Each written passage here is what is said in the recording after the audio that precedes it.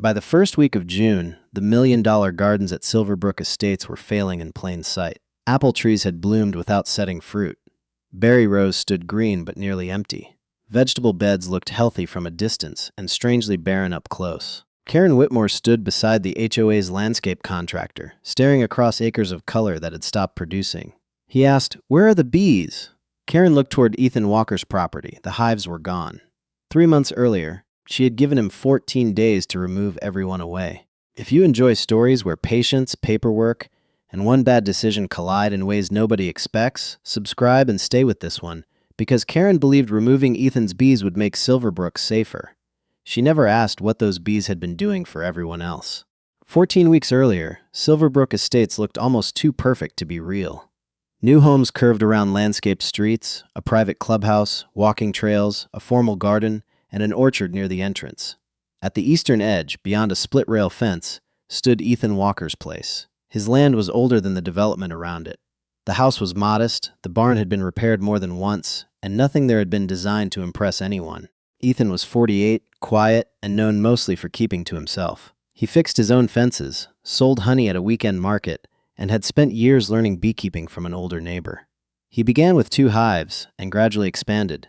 By that spring, he maintained 12 active colonies in a fenced section of his land, shaded by pecan trees and positioned well away from the nearest home.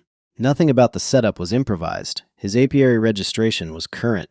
The hives sat farther from property lines than county rules required. A tall screen pushed the bees' flight path upward before they crossed the fence. Ethan kept fresh water nearby so they were less likely to search for pools or bird baths. Inspection records showed healthy colonies and no county citation. Complaints were almost non-existent.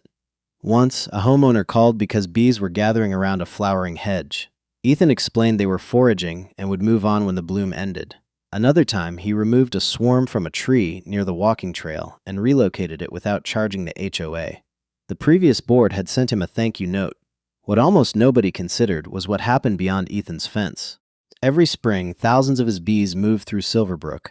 They worked the apple and pear trees behind the clubhouse, berry rows in the community garden, flowering vines around the pool, and vegetable plots filled with squash, cucumbers, and melons. The landscaping company loved the results. Trees set fruit reliably. Shrubs flowered heavily. Garden photographs looked better each year. Nobody had a pollination contract with Ethan. Nobody paid him. The bees simply followed food. Over several seasons, Silverbrook expanded its landscaping budget. The developer added a showcase orchard and a formal garden used for weddings and community events. HOA newsletters praised the lush, self-sustaining landscape. Real estate agents used spring photographs in sales brochures. Ethan noticed but never claimed credit. To him, bees found flowers, flowers produced fruit and seed, and people benefited. One detail made the arrangement especially invisible. Silverbrook's residents had grown accustomed to abundance.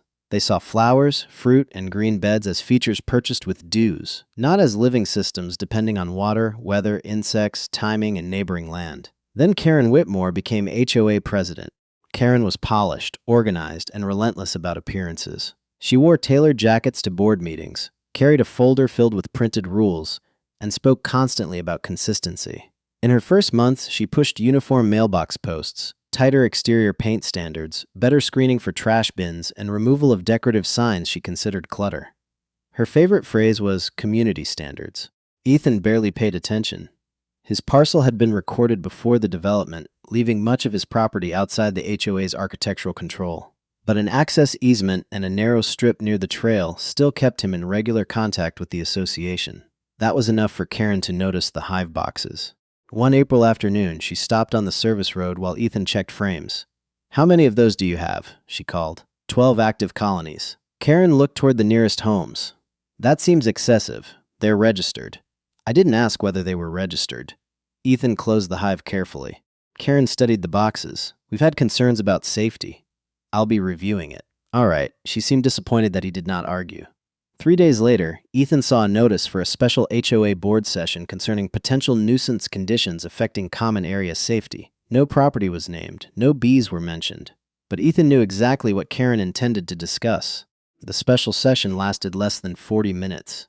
Karen sat at the center of the clubhouse conference table, with 2 board members on either side and a property manager near the wall. About 20 residents attended.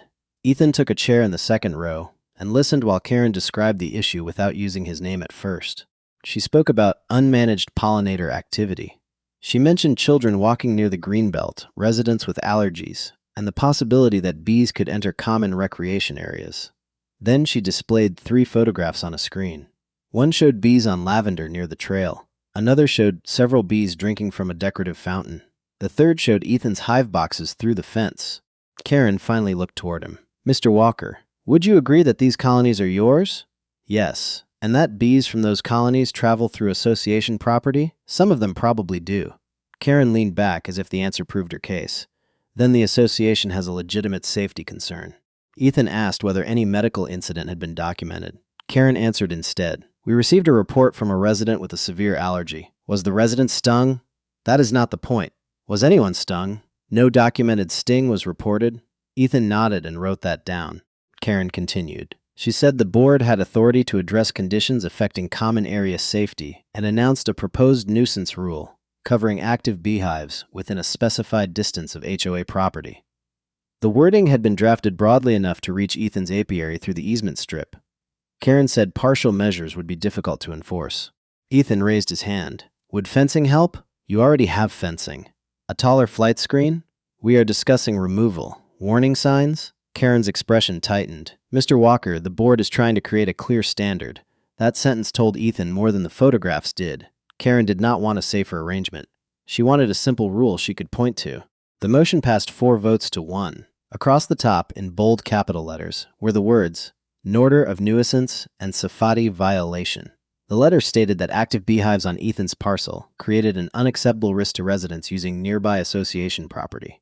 It cited concerns about stings, a reported severe allergy, proximity to pedestrian activity, and interference with what it called the safe enjoyment of common facilities. The remedy was direct: remove all active hives within 14 days. Failure to comply could result in daily fines, an enforcement hearing, attorney costs, and additional remedies available under the governing documents.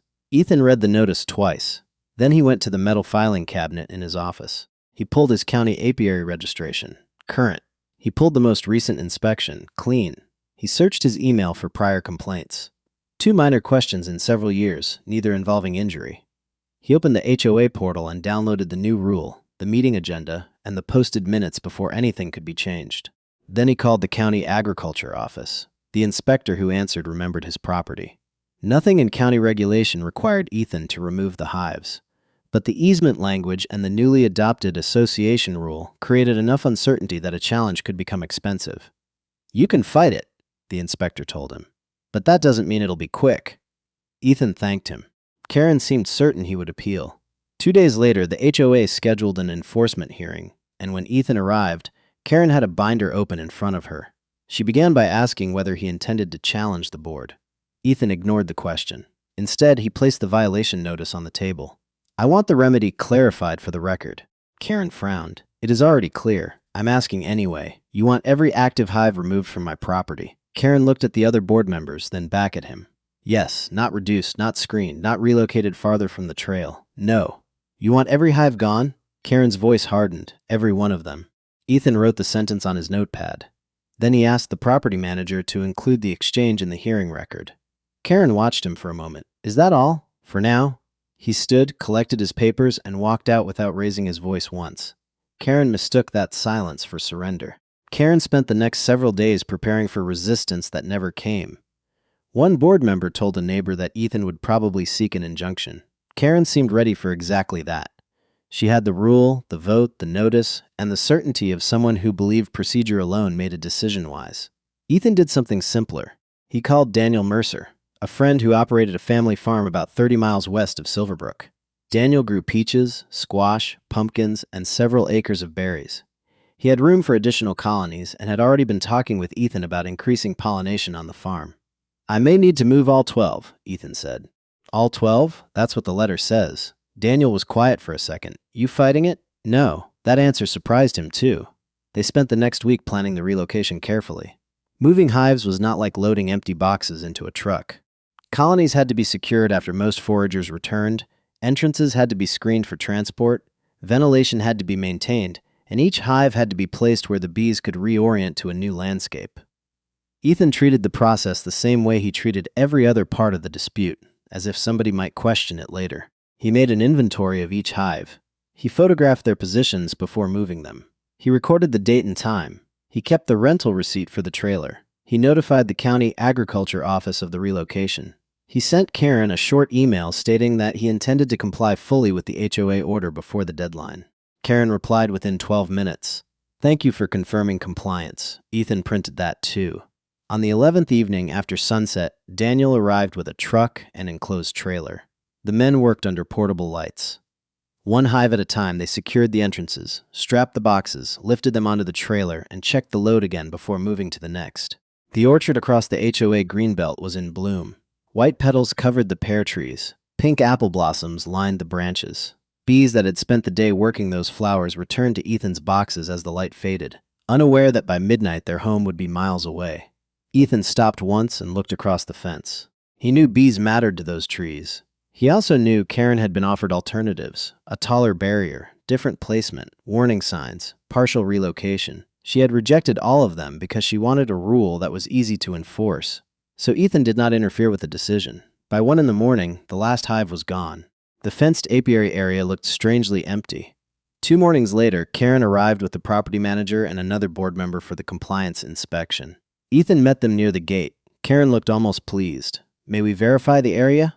"Of course." They walked to the apiary. 12 concrete stands remained. There were no active boxes. No bee equipment was operating. Karen took photographs from several angles. The property manager filled out a compliance form. Ethan read it before signing. Then he pointed to the final line.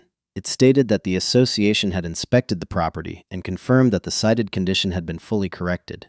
"I'd like the board representative to sign that as well," he said. Karen looked at him. "Why?" "Because you're confirming the violation has been resolved." Karen took the pen. She signed her name. Karen Whitmore, HOA president. Ethan waited until the property manager added the date. Then he asked for a copy. Karen handed it over. "There," she said. "That wasn't so difficult." "No," Ethan replied, "it wasn't." Karen forwarded the newsletter to the management company with a note, "Closed matter." Ethan saw the line when a neighbor sent him a copy. He filed it behind the violation notice and the signed inspection form. At Daniel's farm, the relocated colonies adjusted quickly. Foragers began moving through peach blossoms and berry rows. Daniel called after several days and said the fields were alive with bees. At Silverbrook, the orchard still looked beautiful. Flowers covered the branches. The formal garden remained bright. Nothing appeared damaged. Nothing appeared urgent. Karen had exactly what she had demanded. Every hive was gone. And for a little while, that looked like a victory. For 3 weeks, nothing happened. That was the part Karen would later remember most clearly, because it convinced her the decision had been harmless. The orchard still bloomed. The formal garden still drew residents with phones and coffee cups in the evening. White flowering vines climbed the pergola beside the clubhouse. The vegetable plots showed fresh leaves. From the road, Silverbrook looked much as it had before. Karen treated the removal as a management success. Then the first small signs appeared. A gardener named Luis Ramirez noticed that the early pear trees had produced fewer developing fruit than expected. He blamed a cool stretch during bloom. A week later, the blueberry rows showed heavy foliage but weak fruit set. That was blamed on soil chemistry. Then the squash plants in the community garden began producing flowers that opened beautifully and dropped without forming much fruit. Residents complained to the landscaping company. The company checked irrigation, soil, and fertilizer records. Nothing in the results explained the pattern. Karen approved extra treatment anyway. "Correct it before residents notice," she told the property manager. The irony was that residents had already noticed. People who had grown vegetables there for years knew something was different. One woman posted a photograph of 6 zucchini plants and wrote that she had dozens of blossoms but little zucchini. Another resident said his cucumber vines looked healthy but were producing very little. Nobody mentioned bees, not yet. The HOA authorized replacement plants for several ornamental beds. A contractor adjusted watering schedules around the orchard. New mulch was ordered. Additional soil amendments were applied. The bills were small enough to ignore individually, and Karen approved them as routine landscape maintenance. By late May, the problem was harder to dismiss. The orchard had moved beyond bloom, and the branches that should have held clusters of young apples and pears were unexpectedly light. Berry yields were projected below the previous season. The Community Garden Committee asked for help because several crops were failing in the same strange way. The landscaping supervisor, Luis, walked the property one morning. He started at the orchard. He counted fruit set on selected branches. Then he moved to the berry rows, then the vegetable plots. He stood for several minutes beside a trellis of flowering cucumbers and watched. Something was missing. Not water, not fertilizer, movement. In previous springs, the garden had carried a constant background hum. Honeybees moved from blossom to blossom. Native bees worked lower flowers. Butterflies appeared near the border beds. This year there were some insects, but not nearly the activity he remembered. Luis called his regional manager. The manager told him not to jump to conclusions. So they checked everything again: irrigation, soil, disease, pests, chemical exposure, weather data. No single factor explained why different plantings across separate parts of the property were showing the same weakness. The HOA spent another $6,000 on targeted treatments and replacement material. Results barely changed. Karen became impatient. At a board meeting, she asked why a landscaping contract worth more than $100,000 a year could not keep an orchard productive. Luis answered carefully, "Because landscaping and pollination aren't the same service." Karen looked up. "What does that mean?" "It means we need somebody who specializes in plant reproduction and pollinator activity." The board approved a consultation. 3 days later, Dr. Nathan Cole, a horticultural specialist who worked with farms, campuses, and large residential landscapes, arrived at Silverbrook. He did not begin with the clubhouse. He walked directly to the orchard. He examined flowers that already passed bloom. He cut open several failed fruitlets. He looked at branch distribution, reviewed bloom dates, and asked Luis for production numbers from the previous 3 years. Then he went to the berries, then the vegetable plots. He spent almost 2 hours outside before joining Karen and the property manager beneath the clubhouse awning. Karen crossed her arms. "Well?" Cole did not answer immediately. He looked back toward the orchard. "What changed here this spring?" Karen frowned. "Weather? No. Fertilizer? Probably not."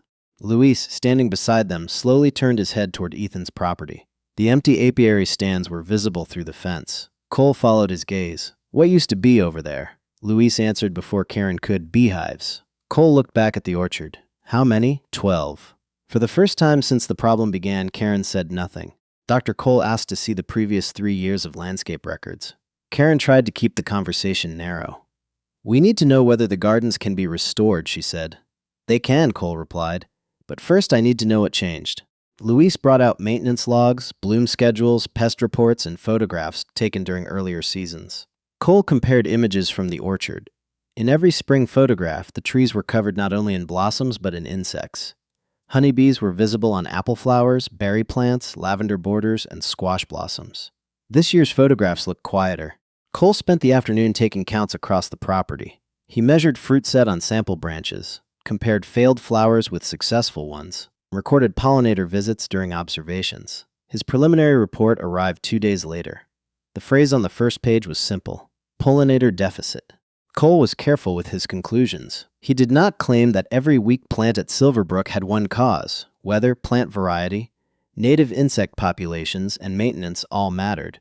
But the pattern across the orchard, berries, and certain vegetables strongly indicated that pollination activity had dropped below what those plantings had received in previous seasons.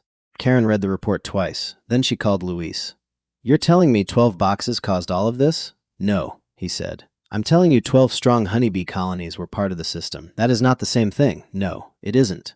Cole's report made the distinction clear. Silverbrook had planted a landscape that benefited heavily from insect pollination, and Ethan's apiary had functioned as a major supplemental source without the HOA paying for it. The board asked for numbers, and Luis assembled them. Silverbrook had spent more than $1 million over several years, creating and maintaining its ornamental gardens, entrance orchard, berry plantings, and community agriculture areas. That did not mean one season of weak pollination would erase $1 million. But it meant the association had built an expensive landscape whose performance depended partly on a biological service nobody had listed as a line item. They had irrigation contracts, tree care contracts, pest management contracts, fertilizer plans. They had no pollination contract. For years, they had not needed one. The bees had been next door. That realization changed the tone of the next board meeting. One member asked whether they could simply rent replacement hives. Karen tapped her pen against the table. "So what did we do before?" Luis hesitated. "You had Ethan." Karen asked the property manager to search old landscape correspondence for any discussion of pollinators. Then Luis remembered something. 3 years earlier, when Silverbrook had expanded the orchard and added more berry plants, His company had conducted a site review. He remembered because a regional horticulture consultant had specifically commented on the unusually strong local bee activity. There was a memo, Louise said. Karen looked at him. What memo? A planning memo. It talked about preserving existing pollinator sources. I've never seen that. Louise searched his company archive.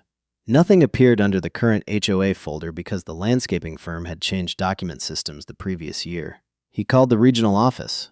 An administrator searched an older server. Late that afternoon, she found the file. The title was Pollinator and Bloom Support Notes. Silverbrook Expansion. The memo was only 4 pages long. It recommended maintaining flowering diversity, limiting pesticide use during bloom, protecting native nesting habitat, and avoiding unnecessary disruption of existing nearby managed honeybee populations that currently provide significant seasonal foraging activity across the site. The memo did not predict financial damage, but it proved the issue had been identified. Louise forwarded the memo to the property manager. The property manager forwarded it to the board. Karen called within minutes. This is 3 years old. It isn't a contract. No. It doesn't say we can't enforce safety rules. No. Then the property manager said, there should be a distribution page. Old consulting memos usually recorded who received them. The copy from the landscaping company was missing that page. Karen said again that she had never seen it. Ethan did not even know the memo had been found. But the question had changed. At first, the HOA had wanted to know why the gardens were failing. Now it wanted to know who had been warned that the bees mattered. And somewhere on an old server or in an archived email account, there was likely a record with the answer. Karen went to Ethan's house the next morning. She did not call first. Ethan was replacing a broken board on the side of his shed when her SUV stopped near the gate. Karen stepped out carrying the same leather folder she brought to meetings. We need to talk about the hives, she said. Ethan set the drill on a workbench. What about them? We may need some of them returned temporarily. The phrasing caught his attention. Returned? For pollination. Karen continued. The association is dealing with an unexpected landscape issue. The simplest solution may be to restore the prior conditions until we can make longer-term arrangements. You want the bees back. We want to discuss cooperation. Ethan wiped sawdust from his hands. The colonies are at Daniel Mercer's farm. How soon can you move them? I didn't say I could. Karen's expression tightened. Ethan explained that the hives were not sitting idle. Daniel had integrated them into his farm, and Ethan had agreed to maintain them there through the season. Karen opened her folder. The HOA is willing to cover reasonable relocation costs. It isn't just a relocation cost. Then tell me what it is. Timing, colony stability, current commitments, pesticide schedules, placement, and the fact that you ordered them removed. Karen exhaled slowly. That order addressed a safety concern. I know. We are asking you to cooperate with your community. Ethan walked into the house and returned with 2 sheets of paper inside a clear sleeve. The first was the violation notice. He handed it to her. Karen barely looked at it. Then he gave her the second. It was the compliance inspection signed by Karen herself. Her eyes moved to the line confirming that every active hive had been removed and the cited condition had been fully corrected. Ethan said nothing. Karen looked up. This doesn't prevent you from bringing them back. No. Then what is the problem? The problem is you treated them as a hazard that had to be completely removed. I complied with your order. The sentence landed harder because he did not emphasize it. Karen glanced back at the paper. We did not know the gardens were relying on your bees. That isn't something I controlled. You knew bees pollinated the orchard. Yes, and you didn't think to tell the board? I offered to discuss alternatives at the hearing. You said removal. That is not the same thing. You asked for every hive gone. Karen's jaw tightened. Instead, she changed direction. What would it cost to bring them back? Ethan shook his head. Money doesn't solve the scheduling problem. How much? I'm not bidding against Daniel's farm after I made a commitment to him. The association can pay commercial rates. Then you should call commercial operators. Karen already had, though she had not mentioned it. The property manager had contacted 3 pollination services. One had none available, another could provide only 4 hives later, and the third quoted a premium rate after key bloom periods. Karen finally admitted it. You waited too long, he said. We didn't know there was a problem. The trees did. Karen stared at him. She folded the papers and then realized they were his originals. Ethan held out his hand. She returned them. What if we rescind the rule? That's a board decision. I'm asking whether that changes your answer. Not today. Karen's voice sharpened. So you're refusing to help? No. I'm telling you the colonies are committed somewhere else. Those are not the same thing. You understand residents are going to pay for this. I understand residents elected a board to make decisions. That stopped her. Karen closed her folder. This is going to become a much bigger issue. I think it already has. She drove away. That afternoon, the HOA attorney received copies of the original violation notice, the hearing transcript, and the signed compliance form from the property manager. The attorney read them and called Karen. His first question was not about the bees. It was about why the board had demanded complete removal when the meeting record showed Ethan had offered less disruptive alternatives. Karen said the board had been protecting residents. The attorney asked whether any documented sting incident had occurred. Karen said no. Then he asked whether she had seen the old pollinator memo before the vote. Karen repeated the same answer she had given Luis. I never saw it. By then, that answer was becoming almost as important as the bees themselves. The landscape problem did not stay confined to the orchard. By the middle of June, Silverbrook's maintenance reports looked less like routine gardening notes and more like a growing list of financial problems. The berry garden produced far below its forecast. Several vegetable plots had to be replanted. Ornamental vines around the clubhouse flowered unevenly. The formal garden still looked attractive from a distance, but maintaining that appearance required more replacement plants, more labor, and more frequent intervention. Luis warned the board not to blame every weak plant on pollination. Some losses were normal, some were weather-related, but the overall pattern was now expensive enough that the association could not treat it as cosmetic. Now the HOA was paying to preserve that identity. Emergency replacement plants cost more because they were being purchased outside the normal seasonal schedule. Additional horticultural consulting added thousands. Temporary pollination proposals came with transportation and setup fees. Workers spent extra hours hand-managing plantings that had once required less attention. The orchard itself was not economically important as a commercial crop, but replacing mature trees or redesigning failed sections would be expensive. At the end of June, the property management company produced a revised projection.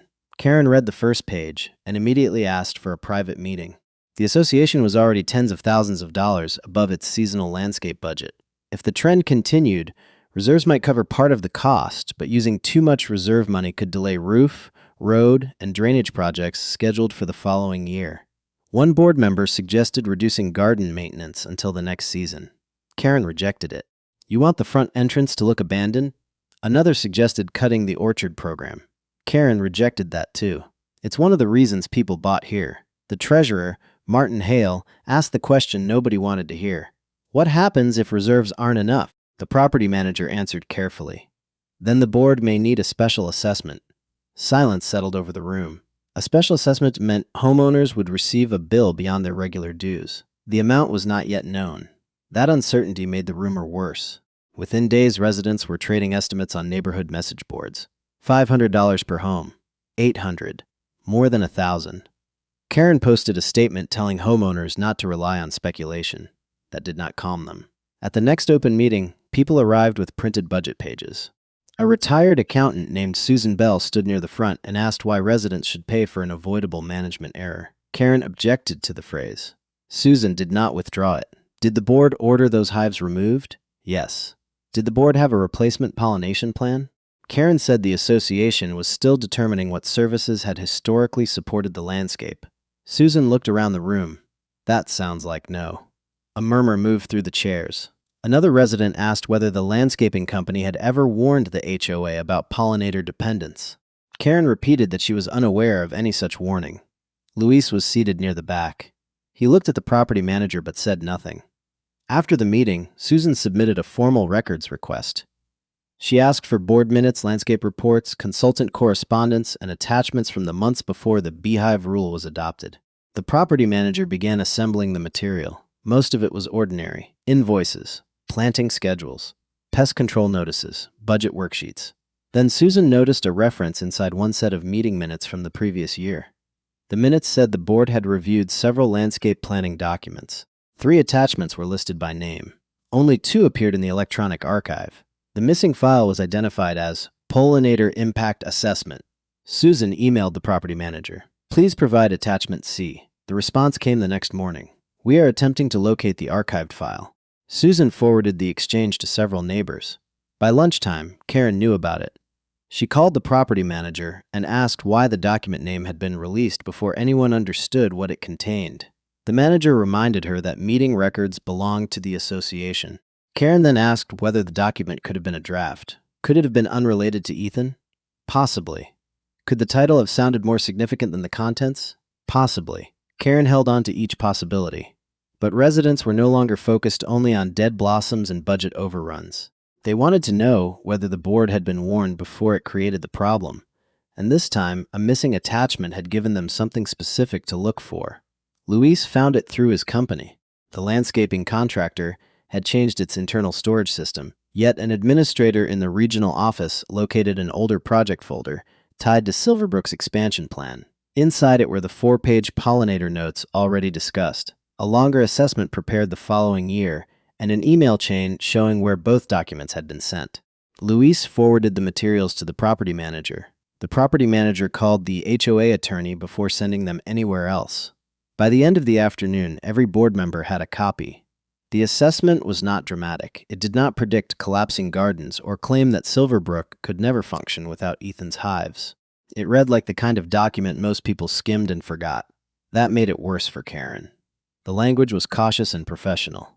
Silverbrook's orchard, berry plantings, vegetable plots, and ornamental flowering areas benefited from a combination of native pollinators and managed honeybees foraging from adjacent property. If managed colonies were removed or substantially reduced, the report recommended securing replacement pollination capacity or redesigning plantings that depended heavily on insect activity. One sentence was highlighted in the original email. Any action affecting nearby managed colonies should be coordinated with landscape planning before implementation. The distribution list was attached: Property Management, Landscape Committee, HOA Board, Karen Whitmore. Her name appeared beside the same email address she still used. Karen stared at the screen. "I never opened this." The attorney asked whether she remembered receiving it.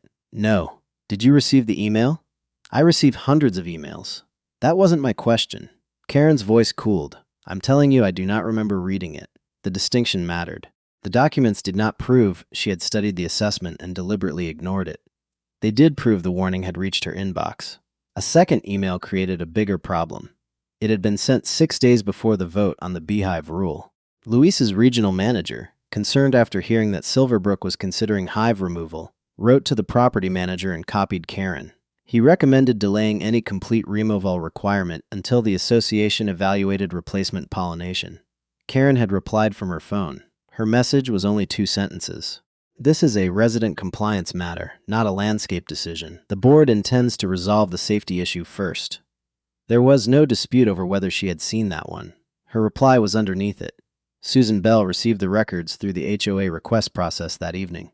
By the next morning, copies were circulating among homeowners. The tone of the neighborhood changed.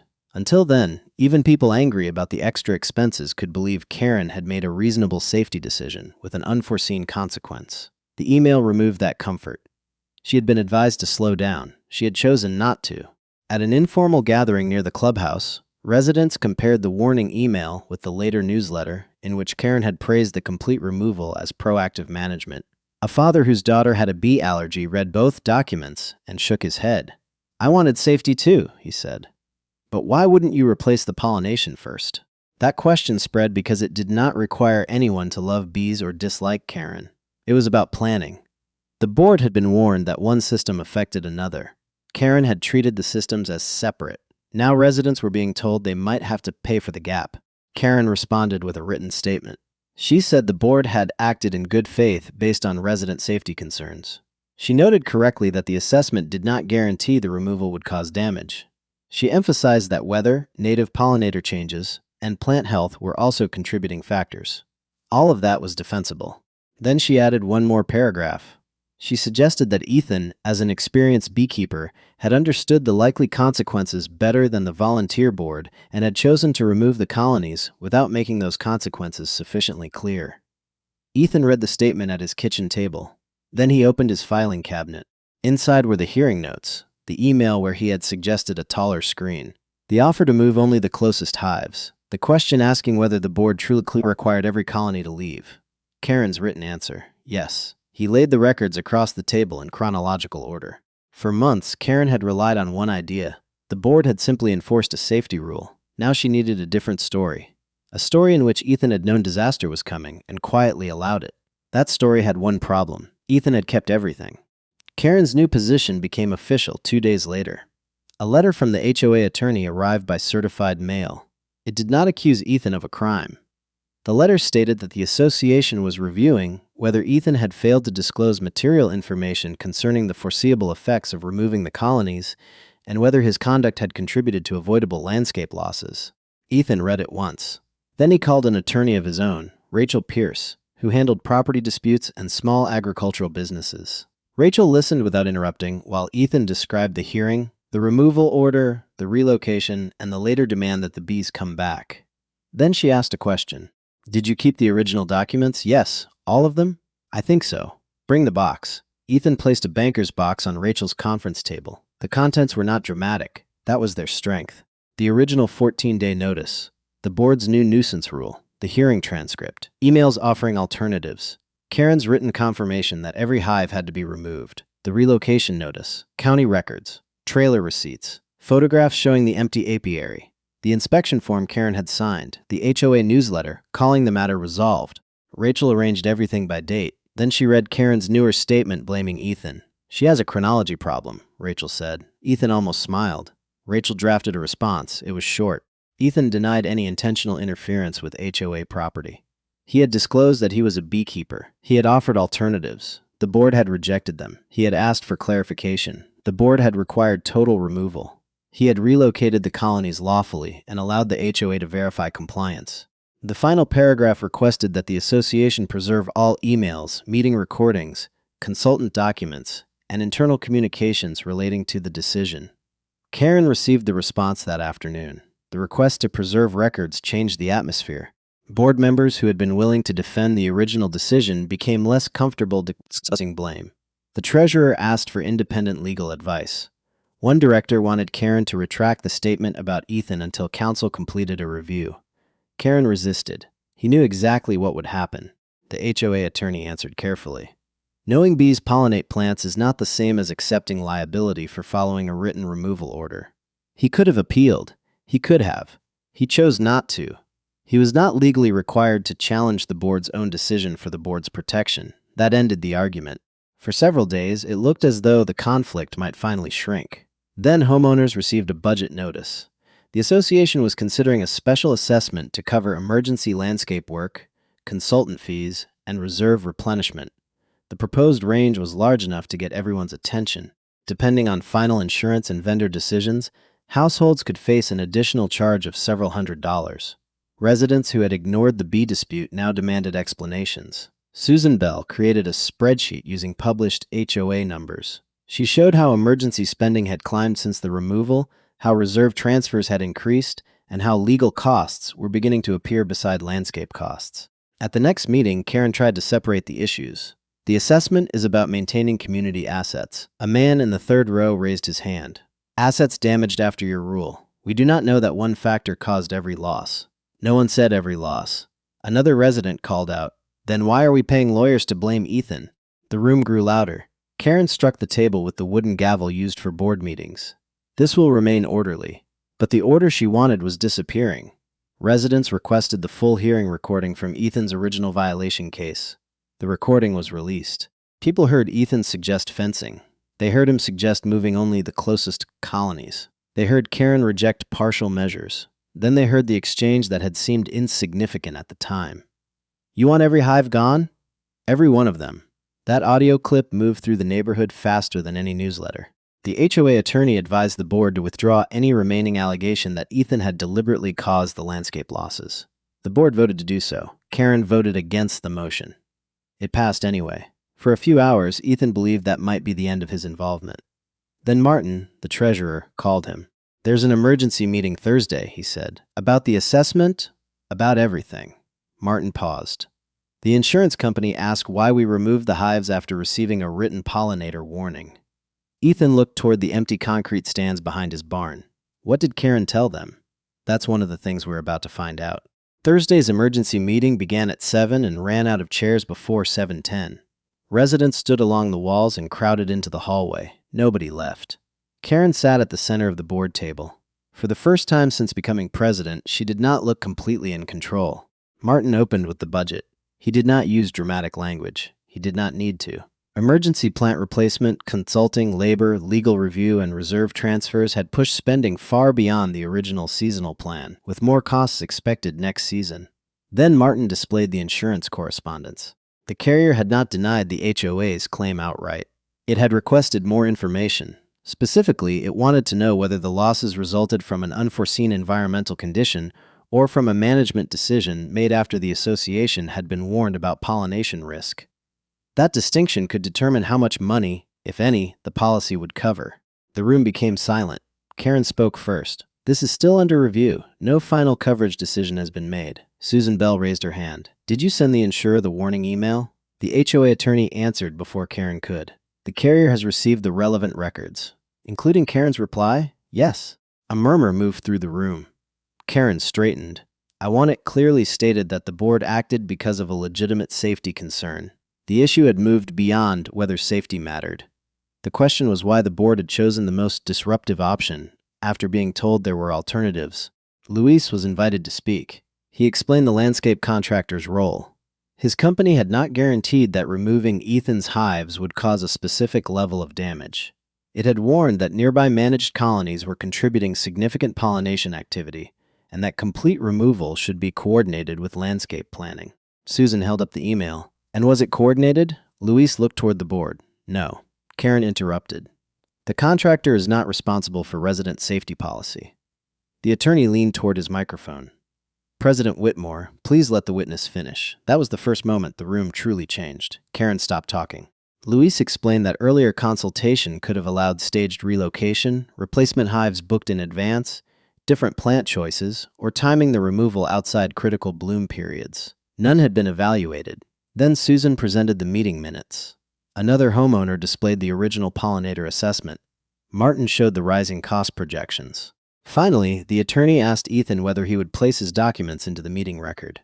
Ethan walked to the front carrying a thin folder. He brought 2 pages. The first was Karen's notice: remove all active hives within 14 days. The second was the completed compliance inspection. The cited condition had been fully corrected. Karen Whitmore's signature appeared at the bottom. Ethan placed both pages side by side. "I don't have much to add," he said. "I asked whether the board wanted every hive removed. The board said yes. I removed them. The association inspected the property and confirmed that I complied." Someone in the hallway called out, "That's it." Karen looked toward Ethan. "You knew those bees were working our gardens." "Yes. Then why didn't you make the risk clearer?" Ethan looked at the warning email on Susan's table. "I thought your contractor already had." Karen opened her mouth. Nothing came out. Martin returned to the financial report. Then he delivered the number that finally broke the room open. If insurance coverage was limited and current emergency work continued, the HOA could need a special assessment large enough to cost each household several $100s, possibly more depending on restoration decisions. Voices rose. One resident demanded resignations. Another asked why reserves should cover a preventable mistake. Karen struck the gavel twice. The noise continued. Martin did not compete with it. He waited. When the room settled, he announced that 3 directors had requested an independent governance and financial review. Karen turned toward them. "You did what?" Martin answered calmly. "We need the record examined by someone who wasn't part of the decision." The motion was made. Seconded. Karen argued that an outside review would waste more money. A resident near the door laughed. No one else did. The vote passed. Karen was no longer controlling the process. Before the meeting adjourned, Susan filed a petition seeking a recall vote if the review confirmed serious failures in board procedure. Dozens of homeowners signed before leaving the clubhouse. Ethan walked home under a warm night sky. The empty apiary was dark beside the barn. For months, Karen had treated those empty stands as proof that the HOA had won. Now the same emptiness had become evidence of what the board had ordered away. The independent review took 5 weeks. During that time, Silverbrook became quieter. Karen still attended board meetings, but the other directors stopped allowing her to speak for the entire association. The HOA attorney began routing major statements through the full board. Martin published more detailed expense reports. Susan's recall petition continued gathering signatures. Ethan returned to his normal routine. People from Silverbrook occasionally stopped Ethan at the market. Most did not apologize because most had never been involved in the decision. They asked questions. Could the bees ever come back? Would the orchard recover? Was Karen going to be sued? Ethan usually gave the same answer. "We'll see what the review says." When the report finally arrived, it was less sensational than the rumors and more damaging than Karen hoped. The reviewers found no evidence that Karen had stolen money, falsified invoices, or secretly benefited from landscape contracts. There was no criminal conspiracy hiding underneath the bee dispute. The failure was simpler, and because it was simpler, it was harder to excuse. The board had received professional information identifying nearby managed bees as an important landscape resource. It had later received a direct recommendation to evaluate replacement pollination before ordering complete hive removal. Karen had responded to that warning. The board proceeded anyway. Meeting records showed that Ethan offered less disruptive alternatives. Those alternatives were rejected without landscape analysis. No replacement plan was developed.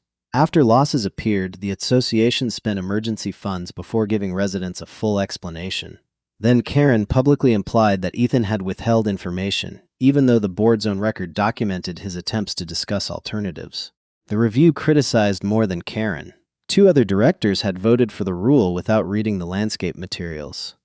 The property management company had failed to flag the conflict between the safety proposal and existing planning documents. Record retention had been inconsistent. Committee responsibilities were poorly defined. The report described the problem as a governance failure. That phrase mattered. It meant Silverbrook could not fix the situation simply by finding a new beekeeper. Residents demanded structural changes. At the next board meeting, 5 motions were introduced. The first rescinded the complete hive restriction. The second required environmental and infrastructure review before future rules affecting drainage, trees, water systems, pollinator habitat, or other shared landscape functions. The third required major consultant warnings to be listed separately on board agendas instead of buried in attachments. The fourth ordered renegotiation of the emergency landscape plan to reduce unnecessary replacement spending. The fifth scheduled a recall vote for Karen's position as president. Karen spoke before the vote. She said the board had acted under pressure from residents concerned about safety. She said hindsight was easier than leadership. She reminded people that no report had predicted the exact losses Silverbrook experienced. Some residents agreed with parts of that. Then Susan stood. "This isn't about predicting the exact future," she said. "It's about what you do after someone warns you that a decision has consequences." The motions passed. A week later, before the recall vote could be completed, Karen resigned as HOA president.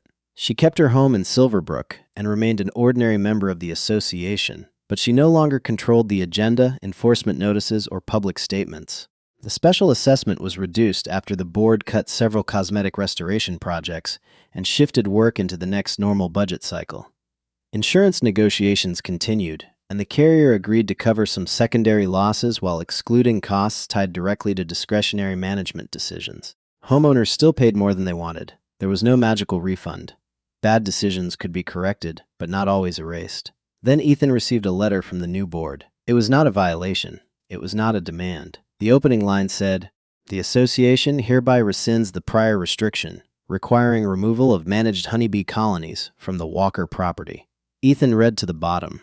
The final paragraph asked whether he would meet with a new landscape committee to discuss a voluntary pollinator plan. He folded the letter and placed it beside Karen's old removal order.